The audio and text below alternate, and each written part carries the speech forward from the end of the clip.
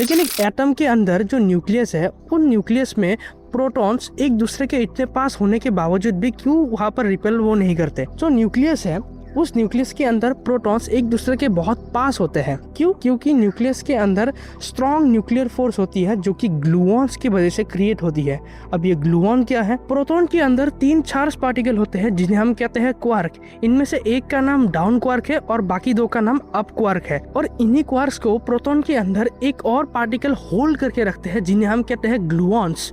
ये ग्लूऑन्स ही है जो कि क्वार्क को होल्ड करके रखते हैं एक प्रोटॉन के अंदर, और यही ग्लूऑन्स ही रिस्पॉन्सिबल होते हैं स्ट्रॉन्ग न्यूक्लियर फोर्स को क्रिएट करने के लिए एक न्यूक्लियस के अंदर। और इसी स्ट्रॉन्ग न्यूक्लियर फोर्स के कारण एक न्यूक्लियस के अंदर प्रोटॉन्स एक दूसरे के बहुत पास होती है, और ये डिस्टेंस लगभग 10⁻⁻15 मीटर तक होती है, मतलब 1 फेम्टोमीटर, जो कि एक बहुत नेग्लिजिबल अमाउंट का एक डिस्टेंस है। और मेन रीजन ये है कि इतने स्मॉल डिस्टेंस पर जो स्ट्रॉन्ग न्यूक्लियर फोर्स है, वो strong nuclear force electrical repulsion force से कई गुना ज्यादा हो जाती है, जिसके कारण जो प्रोटॉन्स है न्यूक्लियस के अंदर, वो प्रोटॉन्स एक दूसरे के एकदम बहुत पास होते हैं। लेकिन इतने पास होने के बावजूद भी क्या आपने सोचा है कि प्रोटॉन सच में रिपेल नहीं करते? जो रिपल्शन फोर्स है, उस रिपल्शन फोर्स से कई गुना ज्यादा स्ट्रॉन्ग न्यूक्लियर फोर्स है जो कि प्रोटॉन्स को एक साथ जुड़े रहने में मदद करती है। अगर आपको इस वीडियो से कुछ नया सीखने को मिला, तो कुछ नया जानने को मिला, तो चैनल को सब्सक्राइब करना मत भूलिएगा।